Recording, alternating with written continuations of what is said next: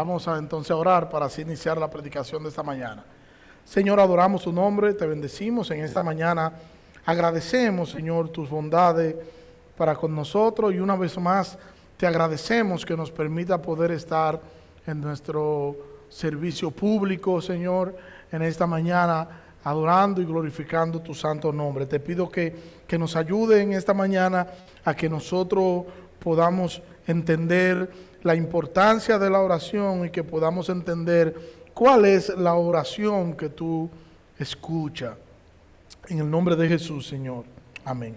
En esta mañana vamos a hablar, y el título de la predicación de esta mañana es la oración que Dios oye, tomando en cuenta que nosotros vamos a estar, comenzamos con esta campaña de oración el próximo miércoles para que podamos ir, ¿verdad?, en la misma línea. Yo no sé a ustedes, pero a mí me enseñaron que cuando un hijo de Dios ora, todo se cumple. Que los hijos de Dios solo tienen que orar, porque Dios está solamente esperando que sus hijos pidan para Él contestar, y que a veces no reciben nada porque no piden. Así que cuando yo llego al Evangelio, lo que nos enseñan es eso, todo lo que tú tienes que pedir. ¿Cuál era el único problema? El problema era pedir, que uno no pedía, o uno pedía y no tenía la suficiente fe, y entonces nos ocurría lo que uno le pedía al Señor. Yo recuerdo que siendo yo nuevo creyente, con días en el Evangelio, nos dijo la persona que estaba al frente: usted tiene que orar y pedir lo que usted quiera, y Dios le da todo lo que usted quiera. Ahora tiene que ser específico, que eso es lo que tú quieres, con lujo de detalle, para que Dios te lo dé. Y si Dios no te lo da, es porque tú no has sabido orar o tú no eres creyente. Y yo recuerdo que yo oré y mi oración era: Señor, dame un carro. Yo estaba orando para que el Señor me diera un carro. Y yo quería un carro deportivo, amarillo, 2 puertas. Y yo lo pedía tal cual: Señor, yo quiero un carro. Ahora, había un pequeñito detalle, y era que yo no tenía ni licencia, ni cédula, mucho menos trabajo. Pero yo quería un carro. Porque a nosotros como que nos gusta lo mágico, lo supersticioso. Y yo, a pesar de eso, yo me levantaba cada mañana convencido de que alguien iba a tocar la puerta y me iba a preguntar: buenos días, ¿aquí es que vive el señor Daniel Cordero? Sí, soy yo, Daniel Cordero. El Señor tocó mi corazón y mandó a que le entregara esa llave de ese vehículo que está ahí parqueado. Todos los días yo me levantaba con esa sensación y esperanza, pero nunca pasó. Y yo escuchaba los testimonios de los demás, de las oraciones contestadas, que Dios supuestamente le había contestado, y yo no podía decir absolutamente nada, y yo pensaba: eso es porque yo no soy cristiano nada. Porque si yo fuera cristiano, yo tuviera que decir en torno a eso, y era simplemente un mal enfoque en torno al tema de la oración, porque se creía que la razón de ser de la oración éramos nosotros.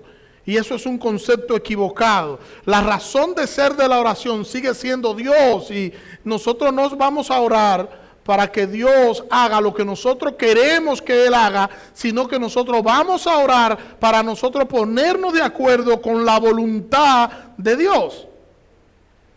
Y hoy hablamos de oración, y específicamente de cómo no debemos orar. Y es lo que vamos a estar compartiendo en esta mañana. Hablar de oración, y nosotros cuando hablamos de oración, nosotros decimos que tanto hombres como mujeres de oración son gente, el hombre y la mujer de oración son gente que están cerca de Dios porque Dios lo escucha y son guerreros de oración, y le damos a veces un enfoque tridimensional a lo que es la oración. Y nosotros, cuando escuchamos gente que dicen tener este dote de oración, a veces su vida práctica y su vida de oración es una dicotomía distante la una de la otra. Muchas veces vamos a orar en otras ocasiones y no conseguimos ni siquiera concentrarnos para orar. A mí me pasaba mucho de nuevo creyente, que yo comenzaba a orar, Señor, y ahí mismo me quedaba dormido. Y uno se levantaba, y a veces se levantaba y arrugaba la cara para que el que estaban viendo ahí entendiera que era que uno estaba en comunión. Y uno se levantaba con los ojos medio, wow, y la gente que no veía decía, wow, pero mira, duró 2 horas orando. No, era durmiendo. Pero era místico eso, y era bonito que tú llegabas a la iglesia, y tú te ponías en comunión, y te ponías a orar, y uno decía, bueno, se quedaba dormido, pero algo aprendía. Hoy, sin embargo, nosotros tenemos iglesias que llegan a la iglesia, llegan al templo, y ni siquiera oran, ni siquiera se ponen en actitud de oración. Y nosotros criticábamos antes a los que se dormían en el culto, pero hoy ni siquiera oramos, mejor vamos a dormirnos en el culto. No sé si me doy a entender, no le estoy diciendo que vienen el domingo después con una sábana y una almohada. Eso no es lo que yo estoy diciendo. Lo que estoy diciendo es que nosotros debemos orar o sí. Y que el mal uso que otros le dan a la oración no nos debe llevar a nosotros a no orar. Nosotros debemos orar, y la oración siempre será una lucha constante. ¿Qué nosotros debemos hacer? Nosotros ahora iniciamos una campaña de oración. Nosotros debemos venir al culto del domingo, llegamos al estudio bíblico, a la escuela dominical, oramos, y cuando nosotros subimos entonces al culto, nosotros debemos estar en una actitud de oración, porque se supone que nosotros estamos en un servicio público, no para que nos vea el hermano que está a nuestro lado, ni para que el pastor nos vea. La intención es nosotros poder dar gloria y alabanza a nuestro Señor. Y eso tenemos que estar conscientes que estamos en la presencia de un Dios poderoso, de un Dios eterno, de un Dios soberano, y debemos tener una actitud del corazón, una actitud de oración y adoración. Siempre nosotros vamos a estar luchando con ese deseo de quiero orar, pero mi cuerpo y mis emociones no. Y vamos a tener que decidir orar, aun cuando no tengamos deseo de hacerlo. Pero orar.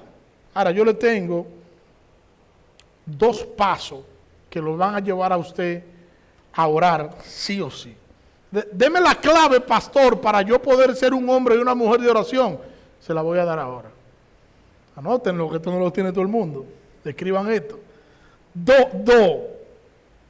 Número 1, ora. Y número 2, ora sin cesar. ¿Cómo tú te conviertes en un hombre y en una mujer de oración? Orando. Yo pudiera darle otro método, pero no hay. Ese es el único método. Orar se aprende orando. Entonces, pero ¿qué yo voy a decir? Bueno, comienza orando la Biblia. Y comienza citando la Biblia. Señor, mira, la Biblia dice, comienza a orar las Escrituras. Pero orar se aprende orando. Orar, reitero, siempre será un arduo trabajo, y muchas veces orar se va a convertir en una agonía. ¿Qué nosotros respondemos a la pregunta, ¿qué es orar? Nosotros decimos en automático, es hablar con Dios. O sea que la oración es una conversación donde mi persona se comunica con la persona de Dios. Y allí, en esa comunicación, yo alabo a Dios, y lo alabo a través de lo que yo hago en esa dinámica de comunicación entre mi persona y la persona de Dios. Nosotros no deberíamos pasar por alto el hecho de que, a pesar de que la oración es un hablar con Dios, también la oración es un misterio y también la oración es una dependencia. Nosotros dependemos de nuestro Señor, y una muestra de que nosotros dependemos de Él es la oración. La oración es una muestra de que yo dependo por completo de mi Señor. ¿Por qué nosotros oramos? Oramos porque el Señor nos manda a orar, y oramos porque nosotros somos incompetentes, no somos dependientes, y vamos al Señor para que el Señor nos guíe. Y cuando yo oro, entonces yo reconozco mi dependencia del Señor. Yo dependo tanto del Señor que yo no puedo hacer absolutamente nada sin antes yo ir a consultarlo a Dios en oración. Aquí es lo que sucede, que hay gente que ora, que hace las cosas, y después que las hace le dice: Señor, hice tal cosa.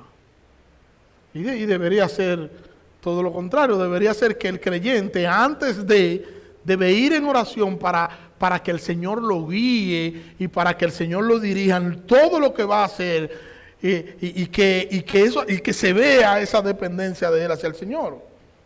Porque si cuando yo oro yo reconozco mi dependencia al Señor, entonces yo debo orar antes de. La oración es un misterio, porque a pesar de que el Señor lo sabe todo, y las Escrituras nos dicen que el Señor lo sabe todo, que incluso los cabellos que yo tengo en mi cabeza, el Señor lo conoce.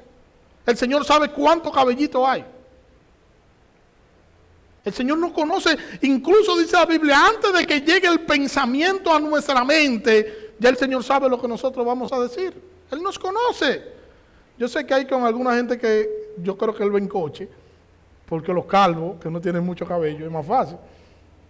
Imagínense que no hay mucho que contar. Pero la oración es un misterio por esto. Sabe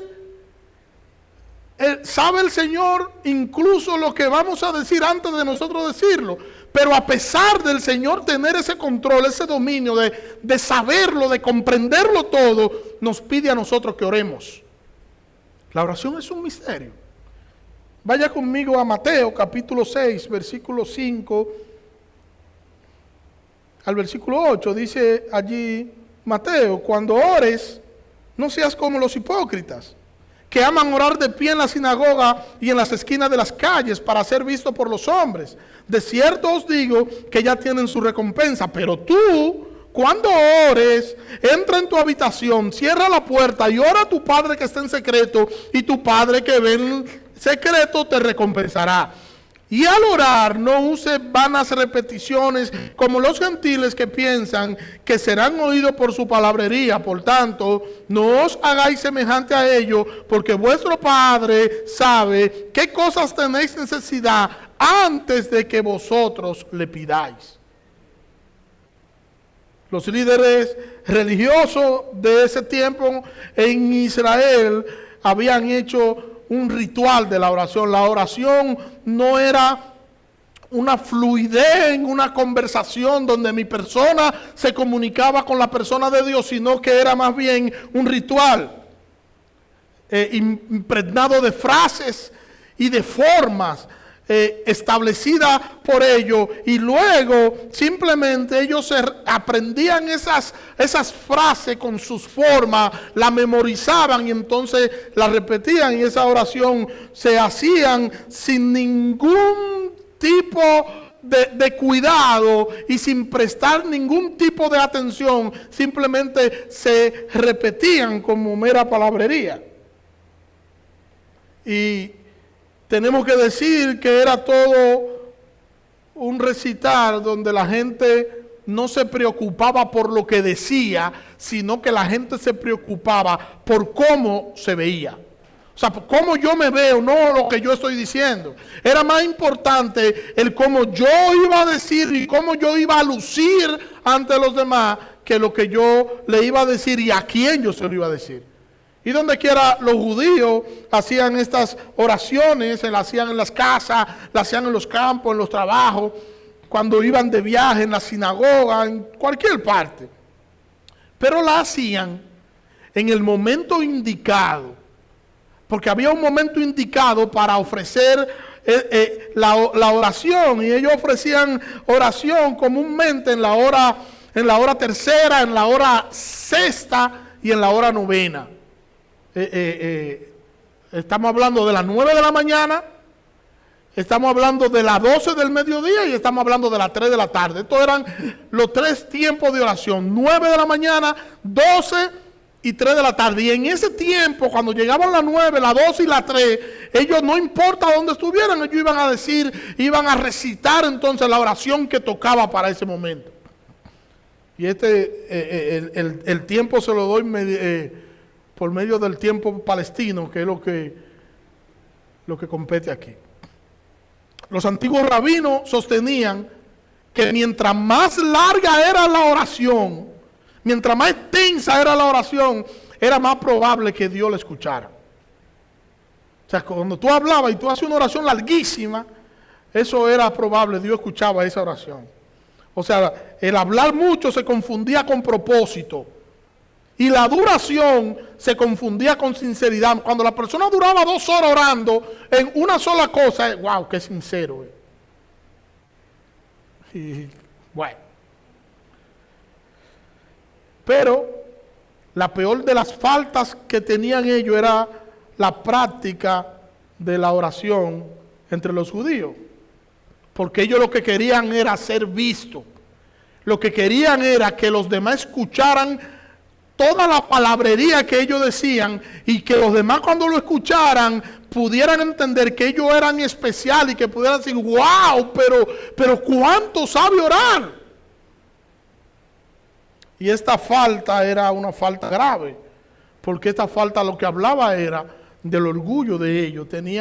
Ellos tenían simplemente la intención de satisfacer su propio orgullo. Ellos no oraban para ellos comunicarse y procurar la voluntad de Dios, sino que ellos oraban para ellos sentirse bien y para ellos vender su imagen ante los demás. Para que los demás puedan ver que ellos son hombres espirituales. Ahora yo le pregunto, ¿hay gente que ora así hoy? ¿Hay gente hoy que ora así? Que levanta la voz y trata de sorprender al que le escuchan. Que buscan palabras rebuscadas para que digan, wow, cuánto sabe orar Ricardo, wow. ¿Hay gente así hoy? Se lo dejo de tarea. Gente que no hace una oración humilde y sincera en humillación al Señor, sino más bien que muestra arrogancia a la hora de orar y vanagloria, que dicho sea de paso es pecado. Hoy se ora así.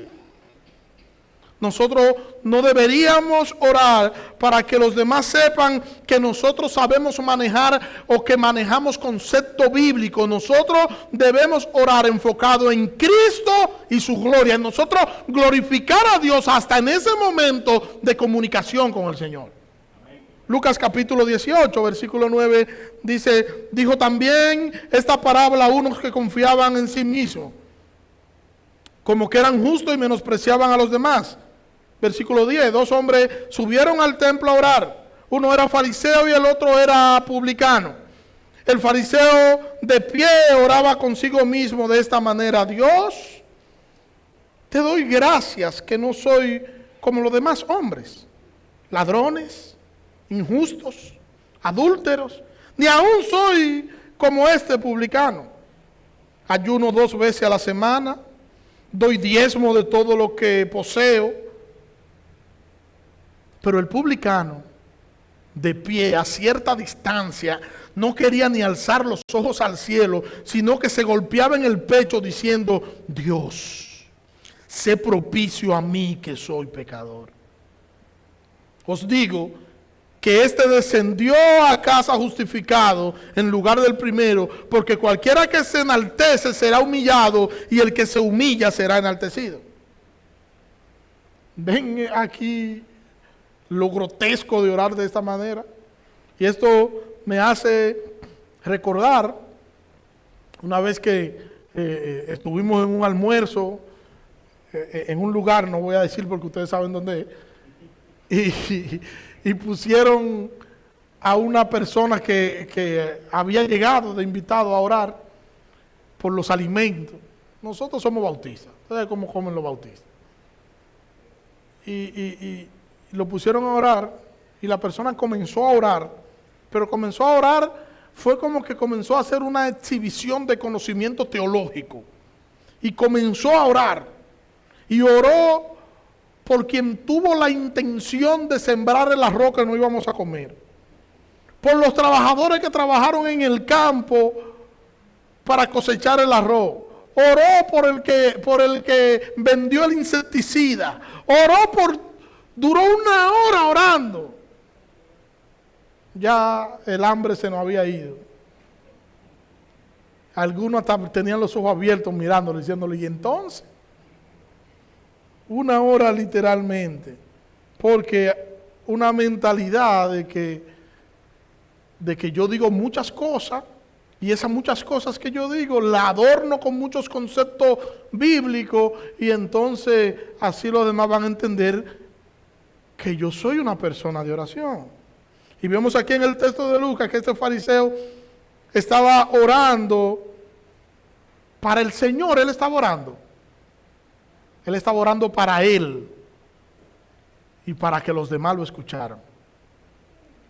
Su orgullo le quitó el escenario y lo colocó él, y él estaba centrado en él, en su orgullo. No se trataba de Dios, no se trataba de una conversación con Dios, sino que se trataba del orgullo de él que se estaba imponiendo. Se trataba de un pecador que estaba tratando de imponerse, no de un pecador humillado que va en gratitud donde su Dios, en dependencia a su Dios, en oración. No se trataba de eso. Y esa parábola que vimos aquí en Lucas va dirigida a aquellos imprudentes que confían en su propia justicia, y la esperanza de este fariseo estaba puesta en su propia justicia, que es lo que nos presenta el texto, y entonces en contraste con un publicano que conocía quién era él y conocía quién era Dios. Cuando tú vienes a la presencia de Dios, todo el que viene a la presencia de Dios se da cuenta de quién es. Todo el que viene a la presencia de Dios se da cuenta del estándar de Dios y se da cuenta de lo insignificante que Él es. Y cuando tú te das cuenta el estándar de Dios, que es muy alto, y lo insignificante que estás tú, entonces eso lo que hace es que tú termines postrado en humillación a tu Dios, porque tú te das cuenta que no hay cosa que tú puedas hacer que te pueda llegar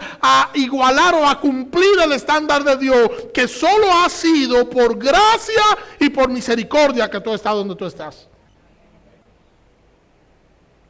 El estándar de Dios no son los demás. Yo no puedo ir a orar y yo voy a orar como ora Luis, porque Luis es un monstruo. No, yo no puedo decir, no, yo me voy a comportar como se comporta Juan Francisco. El estándar de Dios se llama Jesucristo.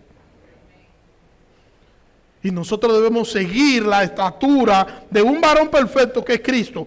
Cristo es el modelo, y es a Cristo a quien yo debo seguir, y es a Cristo a quien yo debo imitar, y es a Cristo a quien yo debo tener siempre pendiente, que es a Él a quien yo debo parecerme. A Cristo y solo a Cristo. Y al final del día, nosotros llegaremos a los pies de Cristo en oración, lleno de frustraciones, lleno de crisis, lleno de muchísimos problemas, lleno de dudas, lleno de muchísimas preguntas, porque muchas veces parecemos muy santos por fuera, pero no lo somos. Parecemos muy nobles por fuera, pero no lo somos. Y en lo secreto, entre el Señor y yo, cuando yo estoy en oración, es cuando yo soy realmente quien soy. Estoy ante aquel que sabe exactamente quién yo soy, y a quien yo no puedo ni presumirle ni ocultarle nada, porque Él me conoce y Él sabe quién soy yo. Y entonces ahí termino humillado ante la presencia del Señor. Y ahí reconozco que no soy tan justo ni como presumo, ni como digo, ni como parezco. Porque en la presencia del Señor nosotros deberíamos reconocer nuestra condición y eso nos va a permitir a nosotros exaltar su nombre. El asunto es que nosotros no estamos en la presencia del Señor cuando nosotros estamos orando. Nosotros estamos en la presencia del Señor siempre. ¿Entendieron eso? Siempre nosotros estamos en la presencia del Señor. Cuando estamos en el vehículo, cuando estamos en el metro, cuando estamos en el autobús, cuando siempre, donde quiera que nosotros estemos, estamos en la presencia del Señor. Y me hace recordar eso, una situación que vivió Juan Francisco cuando estaba en otra iglesia, que no recuerdo qué fue lo que preguntaron, pero él dijo que él oraba mientras él estaba en el baño. Y se ruborizaron. ¿Cómo va a ser? Que tú que... Como si Dios no estuviera ahí mientras tú estabas ahí en el baño. Dios está en todas partes. Y donde quiera que nosotros estamos, el Señor está ahí con nosotros. Todo el que está a sola con el Señor, lo primero que reconoce o lo primero que hace es contemplar su propia bajeza, su propia condición y termina humillado. Cuando tú sabes que el Señor está ahí contigo, no hay forma de que tú te quieras sentir grande, porque tú te vas a sentir humillado, porque el Dios eterno, el Rey de Reyes, el Señor de Señores está ahí. Tú sabes quién es Dios. Y nosotros reconocemos que no merecemos estar ni siquiera de rodillas ante un Dios tan santo, ante un Dios tan perfecto, ante un Dios tan poderoso que no tenemos condiciones ni siquiera para nosotros levantar nuestra voz ante Él. Que no hay forma de yo ser arrogante en la presencia del Señor, ni que yo pueda presumir absolutamente nada, porque yo no soy un producto terminado. No lo soy. Hay que hacer algunas preguntas y haré una. ¿Cuándo fue la última vez que estuviste orando no ante ti, sino ante Dios? Y la respuesta tuya te dirá si tú estás humillado o no estás humillado en la presencia del Señor. Si tú estás humillado en la presencia del Señor, el estar humillado en la presencia del Señor te quita el orgullo. No puede haber orgullo en una persona que esté en la presencia del Señor, porque el orgullo es pecado y la santidad de Dios nos hace ver nuestra condición. La santidad de Dios no hace que los demás nos contemplen y digan, wow, este tipo es extraordinario. No, la santidad de Dios lo que hace es humillarnos y nos hace ver a nosotros cuán frágil nosotros somos y que sin Dios no somos nada, no merecemos nada y que podemos ser aplastados por la ira de un Dios que es todopoderoso. Es imposible que alguien que haya estado en intimidad con el Señor sea una persona arrogante, porque la intimidad de Dios no nos hace arrogante, nos hace humilde. El que ha estado en intimidad con Dios, esa intimidad lo hace humilde. Y yo lo que he escuchado mucho en esos días es gente que presume de haber estado con Dios, que hace alarde, que es arrogante porque ha estado con Dios. ¿Y cómo tú me hablas a mí? Tú no sabes quién soy yo estuve con Dios. Y se muestra una actitud arrogante. No, es todo lo contrario. El que ha estado con Dios es humilde. Vaya conmigo a Isaías capítulo 6, y usted verá. Isaías capítulo 6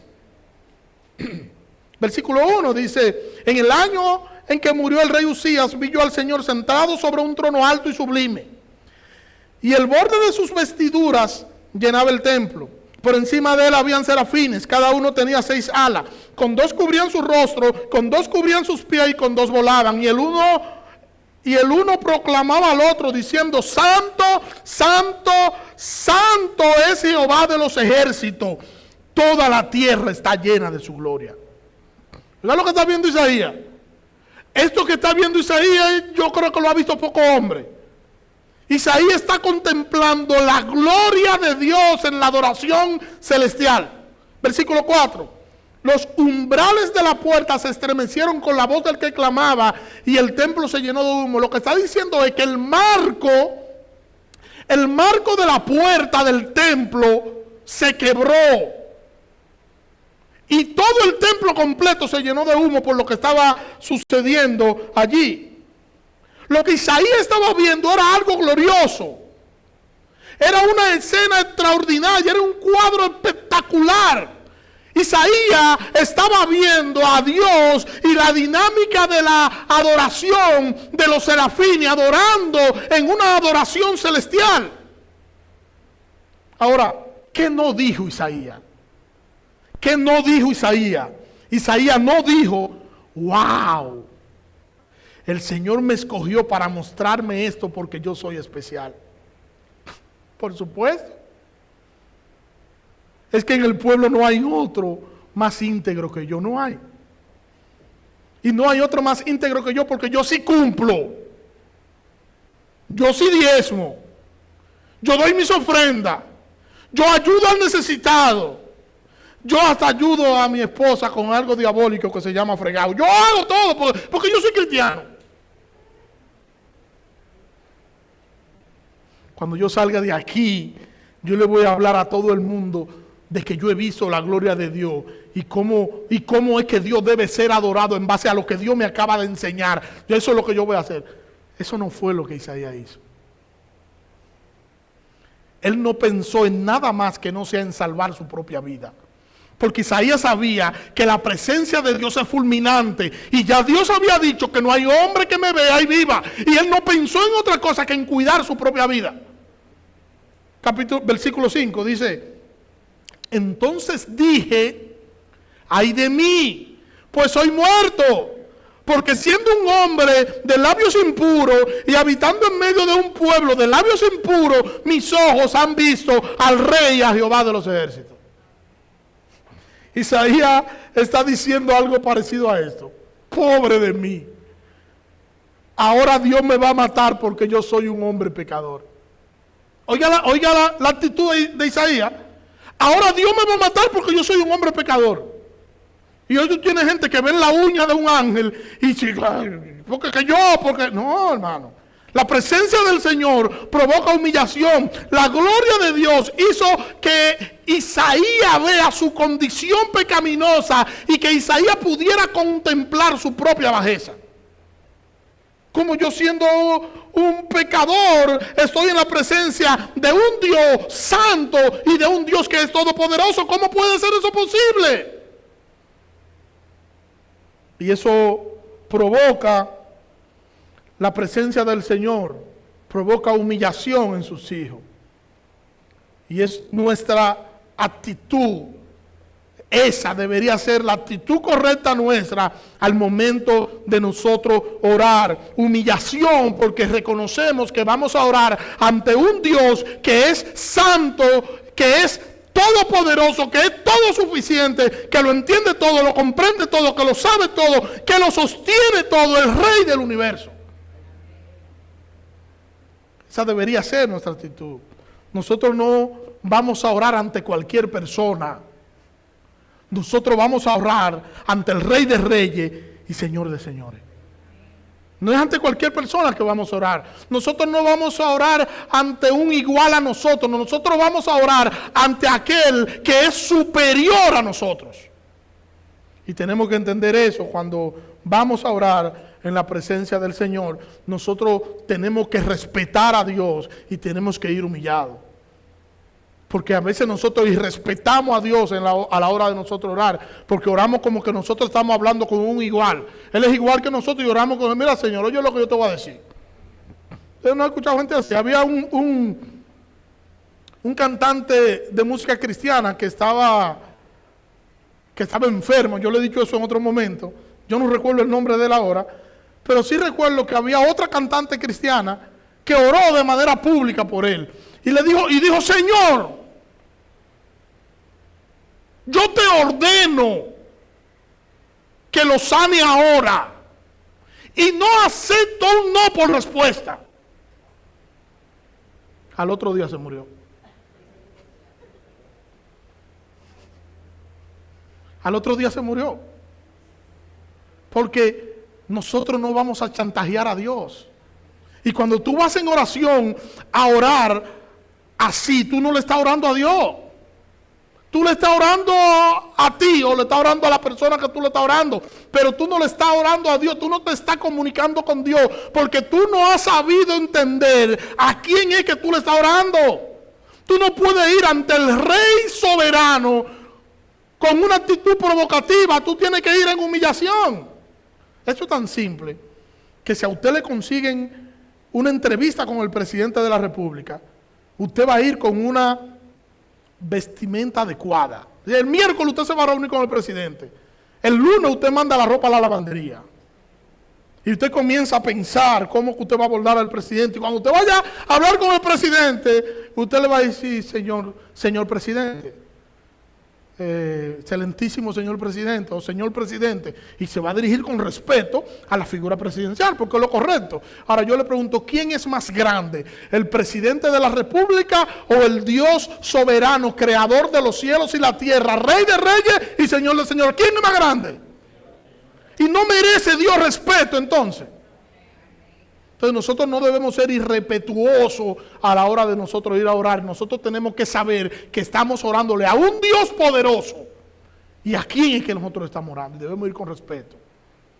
No vamos a mandar un cualquiera. Ay, Señor, mira, tú sabes. Ay, Señor. No, con respeto.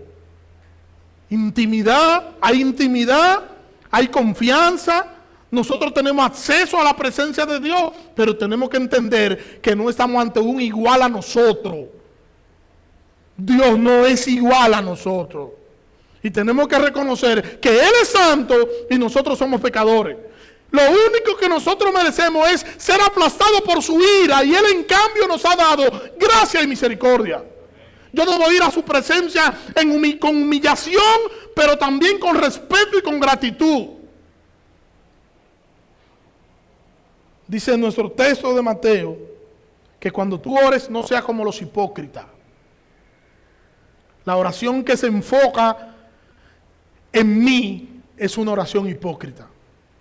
La oración que tú haces que se centra en ti es una oración hipócrita. ¿Por qué? Porque el enfoque de la oración no puedo ser yo. Cuando yo voy a orar por un enfermo, el enfoque de la oración no puede ser el enfermo, tiene que ser la gloria de Dios. Cuando yo voy a orar por la necesidad de alguien, el enfoque central de esa oración no puede ser la necesidad, tiene que ser la gloria del Dios que va a responder esa oración. Entonces que a veces vamos mal enfocados al tema de la oración. El enfoque de la oración siempre debería ser la gloria de Dios. El término que usa aquí Mateo de hipócrita es refiriéndose a los actores griegos que utilizaban una máscara. Y ellos utilizaban una máscara y para hacer un personaje se colocaban la máscara con un palito aquí, y entonces ellos simulaban una figura que ellos no eran, o un personaje que ellos no eran. Y a eso es que se está refiriendo, a actores charlatanes e hipócritas que estaban haciendo una simulación de un personaje. Y lo que está diciendo aquí es que cuando nosotros vamos a orar, que no seamos simuladores, que no seamos hipócritas, que no seamos charlatanes, sino que seamos humildes reconociendo a quién nosotros estamos orando. Lo que ellos decían y ellos hacían eran totalmente diferentes, porque ellos estaban vendiendo una imagen, y una cosa era el personaje y otra cosa era la vida real. Dos vidas. Una cosa es cuando yo estoy en la iglesia y otra cosa es cuando yo estoy en la calle. Una cosa es cuando yo estoy con los cristianos, otra cosa es cuando yo estoy con los inconversos. Eso es hipocresía. Eso es simular. Eso es yo vender una imagen por un lado y vender otra imagen por otra. Y lo que está diciendo el texto bíblico es que nosotros tenemos que ser una misma cosa donde quiera que nosotros estemos, ser la misma persona. Y no simular por un lado y simular por otro, porque eso es hipocresía. estar pendiente más de la imagen, de mi imagen, más pendiente de mi imagen que de la gloria de Dios. Y estamos justo en el lugar donde lo único que debería importarnos a nosotros es dar gloria al nombre de nuestro Señor. Los escribas y los fariseos oraban por el mismo propósito que ellos hacían las cosas. ¿Y cuál era el propósito por el que ellos hacían las cosas? Atraer la atención de todo. ¿Hacia quién? Hacia ellos. Ser bien visto. Ahora yo le pregunto, ¿hay gente hoy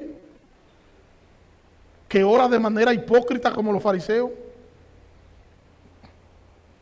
Gente que sabe que no vive una vida que agrada a Dios, pero quiere simular que es una gente de oración y que son escuchados por el Señor. Hay gente así hoy. Gente que le gusta que lo llamen a orar en público para que todo el mundo lo vea, pero no tienen una vida de oración en secreto. La maldad siempre va a estar en la mala motivación. Los hipócritas aman el orar en pie, dice el texto. Y orar en pie era algo prácticamente normal para los judíos. Por ejemplo, en el Antiguo Testamento nosotros podemos ver que se oraba de rodillas y de rodillas postrado. Otros oraban de pie, pero la mayoría esa era más o menos la oración, orando de rodillas. ¿Recuerdan a Moisés? Moisés se inclinó, levantó la mano y la idea era de rodillas. En el Nuevo Testamento, entonces, estar de pie también es una posición un tanto común, y no necesariamente el estar de pie indica que el que está de pie quiere ser visto. Por ejemplo, la sinagoga, que eran lugares apropiados donde se ofrecían oraciones públicas. Los judíos iban a la sinagoga a adorar, y eso lo hacían muy a menudo, porque más que ir al templo todo, mejor iban a la sinagoga, que era una especie de centro comunal donde ellos se reunían no solamente para asuntos religiosos, sino también para asuntos sociales y para asuntos cívicos.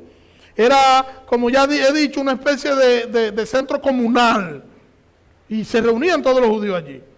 Y allí hablaban temas comunitarios, hablaban temas sociales, y allí también hacían oraciones públicas.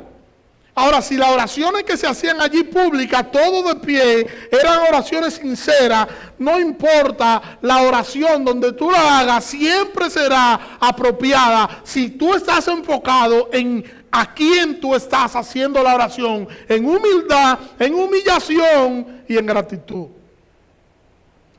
Versículo 6 de Mateo dice: mas tú cuando ores, entra en tu aposento y cierra la puerta. Ora a tu Padre que está en secreto, y tu Padre que ve en lo secreto te recompensará en público. La definición básica de oración podemos decir que es comunión con Dios. Porque tú puedes orar no solo de pie, tú puedes orar no solo de rodillas, tú oras sentado, y tú oras también acostado y sentado donde quiera que esté. Y si Dios no está involucrado en la oración, entonces lo que nos está diciendo la Escritura aquí, que si Dios no está involucrado y Dios no es el centro de la oración, entonces la oración no es una oración, la oración es un simulacro, no una oración en sí. Porque no es solo que Dios debe estar involucrado, es que Dios debe ser el centro de la oración. Porque la oración es una provisión de Dios, la oración es una idea de Dios. Dios es quien idea la oración como un medio de gracia para el creyente. No es una idea del hombre, es una idea de Dios. No podría haber oración si Dios no nos dice que nosotros tenemos que orar. Y no podríamos nosotros saber orar si Él no nos hubiese enseñado el cómo hacerlo, si Él no nos hubiese instruido. Entonces reitero que orar es estar en comunión con Dios. No es solo hablar. Orar no es solo hablar. Orar no es yo hablar y decir muchas cosas. Orar es hablarle a Dios. Entonces eso toma otra connotación. Es una comunicación que tiene este pecador con el Rey del universo. Por eso decimos que orar es hablar con Dios, es estar en comunión con Él. Y la frase cuando ores implica gran libertad. Cuando ores, no está diciendo, oren en este tiempo establecido. No. Cuando oren, no hay una ocasión, no hay un tiempo marcado. Cuando ore, es como el orar sin cesar. Es que tú siempre tienes que estar en comunión. Es que tú siempre tienes que estar orando. Es que tú siempre tienes que estar en la disposición de orar en todo momento. Y el aposento, dice cuando cierres tu aposento, eso podría ser cualquier tipo de lugar pequeño, cualquier almacén, habitación, y la idea es ir al lugar más privado que tú puedas tener disponible para orar. Y tenemos que aclarar aquí que Jesús no está prohibiendo las oraciones públicas. Jesús no está diciendo, no oren en público porque ustedes tienen que orar en lo secreto. No es eso lo que le está diciendo. El propósito principal de Jesús en este texto no tiene que ver con el lugar. No es el lugar lo que importa. Lo que importa es la actitud del corazón de aquel que va a orar.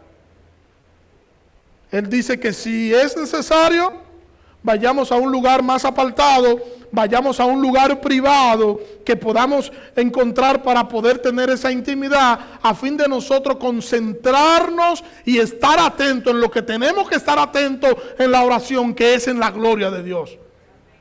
Entonces, si yo estoy aquí y yo orar aquí, eso me desconcentra. Yo debo ir a un lugar donde yo no me desconcentre para yo poder dirigir mi oración al Rey del Universo. Vayamos y cerremos la puerta entonces.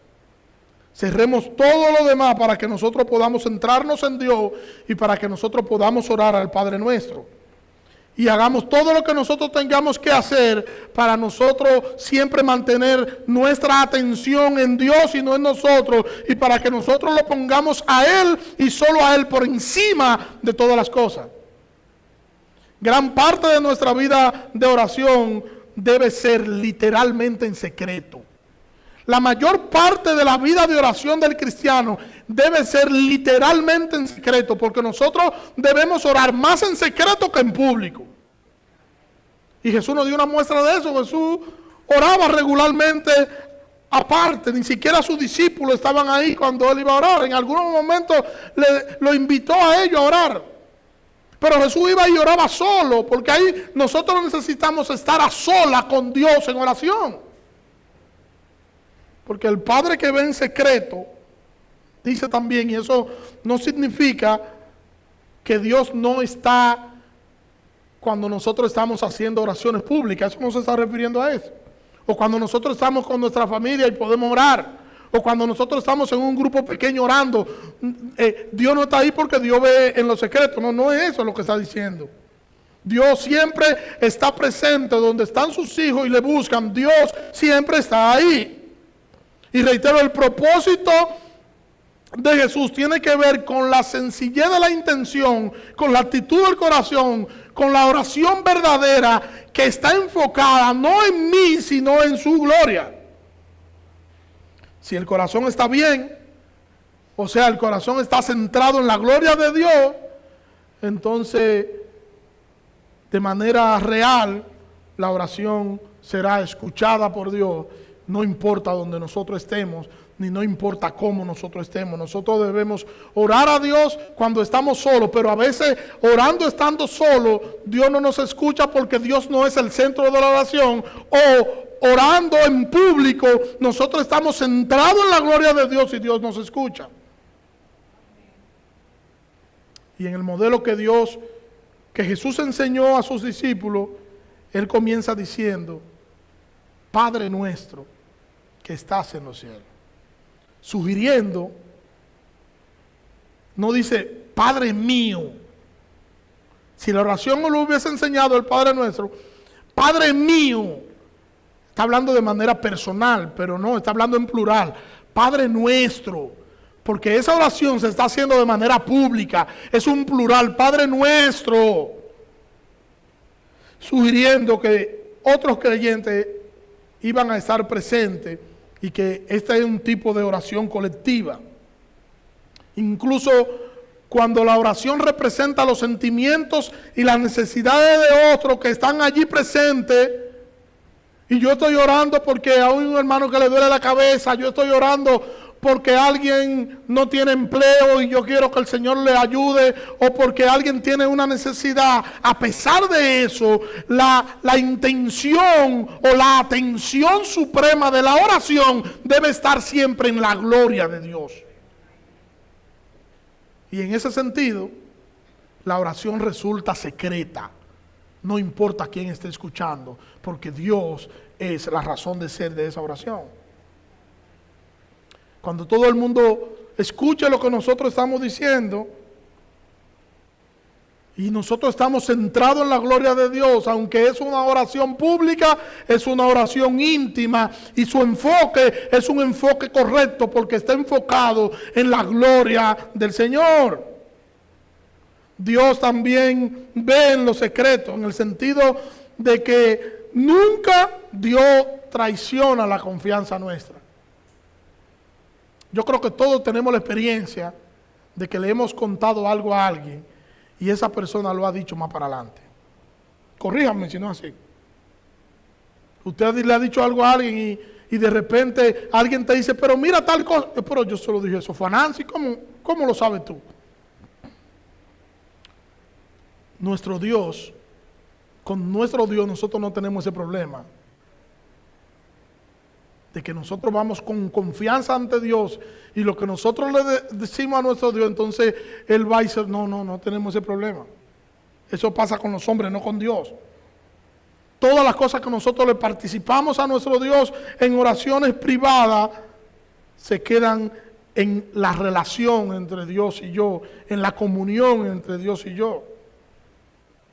No así con un amigo, no así con un familiar. Que a veces lo que debería ser secreto no lo es. Nosotros podemos estar seguros que cuando nosotros estamos en el secreto con Dios, siempre seguirá siendo el secreto con Dios. Y que la oración en secreto de un creyente, con un corazón puro, tiene la atención de su Padre Celestial. Entonces cuando tú vas en oración a Dios de manera sincera, sin pose, tal como tú eres. Porque si usted se da cuenta, hay gente que ora en público y tiene un tono para hacer la oración. Oh Padre, y tú lo oyes con ese tono y yo a veces me pregunto, ¿y en público, en privado él orará así? ¿O ella orará así en privado? ¿O es solamente una pose? La oración no se trata de pose, se trata de ser sincero con aquel a quien nosotros le estamos orando. Que ese es nada más y nada menos que el Rey del universo.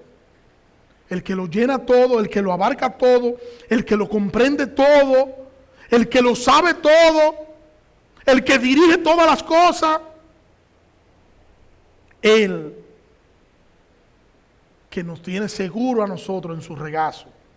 Cuando nuestra oración es como debe ser, entonces el Padre que ve en lo secreto nos va a recompensar en público. El secreto más importante que Él ve no son las palabras que nosotros pronunciamos en privado. Ese no es el secreto. Son los pensamientos que nosotros tenemos en privado en nuestros corazones. El secreto que Dios ve de nosotros no es cuando yo estoy en el baño, en la habitación y estoy haciendo una oración. Ese no es lo que está en mi mente, lo que está, la intención de mi corazón, lo que yo estoy maquinando, que nadie lo puede ver, solamente Él lo ve. Y esos son los secretos más preocupantes. Primera carta de Corintios, capítulo 4, versículo 3 al 5, dice, para mí es poca cosa el ser juzgado por vosotros o por cualquier tribunal humano. Pues, ni siquiera yo me juzgo a mí mismo. No tengo conocimiento de nada en contra mía, pero no por eso he sido justificado, pues el que me justifica es el Señor. Así que no juzguéis nada antes de tiempo hasta que venga el Señor, quien a la vez sacará a la luz las cosas ocultas de las tinieblas. Oiga esto. Y hará evidente las intenciones de los corazones. Entonces tendrán cada uno la alabanza de parte de Dios. ¿Qué Dios va a hacer? Dios hará evidente la intención de nuestro corazón. Porque a mí no me puede engañar. A cualquier ser humano usted lo puede engañar y decir, yo hago eso por amor a Dios, pero la intención real de su corazón, el único que la conoce es Dios y usted. No es que tú seas muy fluido al hablar.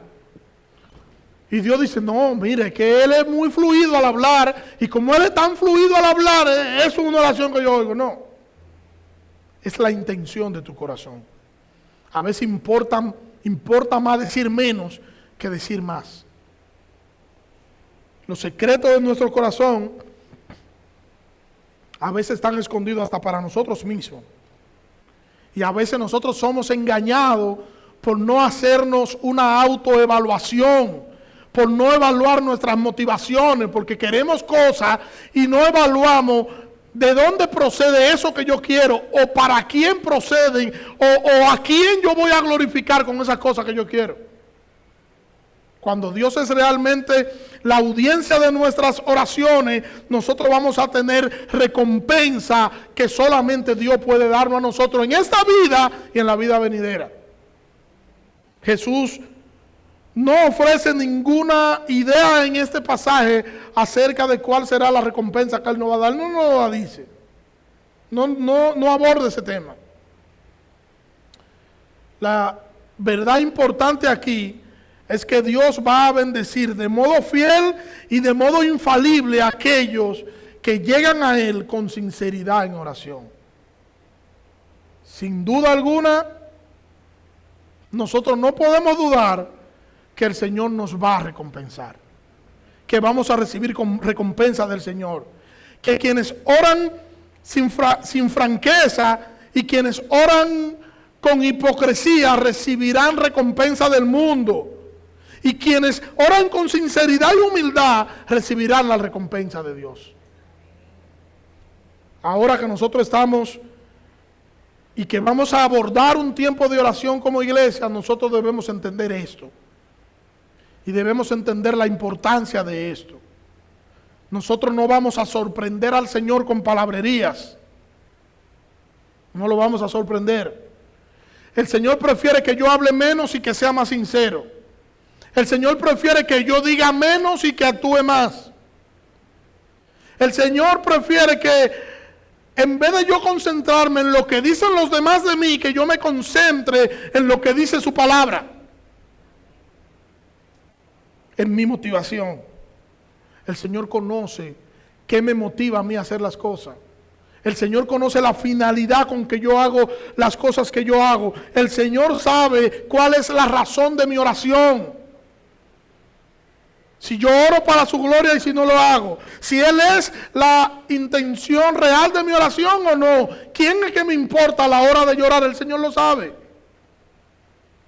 Si yo quiero agradar a quien me escucha en una oración pública o yo quiero agradarlo a Él. Si yo estoy centrado en Cristo y si no estoy centrado en Cristo, el Señor lo sabe. Y un día, dice el texto que acabamos de leer, el Señor va a juzgar nuestra hipocresía. Un día el Señor va a juzgar nuestra hipocresía. Porque el Señor nos conoce, incluso nos conoce más que nosotros mismos.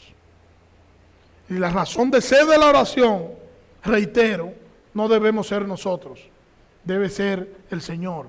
O sea que yo debo venir a orar el miércoles, no por nosotros, sino por el Señor. Yo debo venir a orar para la gloria de Dios, entendiendo que cuando yo estoy orando, yo estoy dando gloria a su nombre.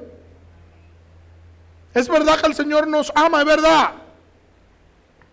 ¿Y cuál es la razón del amor de Dios para nosotros? La razón de ser de ese amor está en Dios, no en nosotros. Porque no hay nada que nos pueda hacer merecedor del amor de Dios. Por amor a Dios mismo, Él nos presta atención y nos salva. Y por amor a Dios mismo, Él nos da el medio de gracia llamado oración para que nosotros podamos tener comunión con Él. Y por eso debemos ir a Dios a orar de manera sincera. Si aquí hay alguien que aún no ha entregado su vida a Cristo, debe saber que primero para tú orar, tienes que entregarle tu vida a Cristo en arrepentimiento y fe, y luego entonces tú podrás tener esta plenitud en la oración, esta intimidad en la oración. Porque primero tiene que ser reconocido por Dios, que es lo más importante, y entonces tú podrás tener esa intimidad en oración. Y nosotros, lo más importante para nosotros es que nosotros podamos entender quién es Cristo y quiénes somos nosotros. ¿Quién es Cristo y quiénes somos nosotros? Y que el Señor nos ayude a que nosotros podamos aprovechar el tiempo de oración que como iglesia nosotros vamos a comenzar a tener a partir del próximo miércoles. Oremos. Señor, gracias. Gracias por tu palabra, Señor. Ayúdanos, Señor, a que podamos ser hombres y mujeres de oración y que podamos entender que no existe ni existirá nada más deleitoso que estar en tu presencia.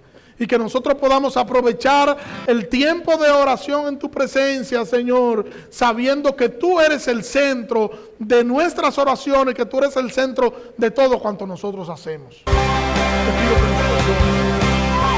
Perdónanos si no nos hemos comportado a la altura como deberíamos comportarnos, Dios. Perdónanos y ayúdanos, Señor, a hacer tu voluntad. En el nombre de Jesús. Amén. Dios le bendiga.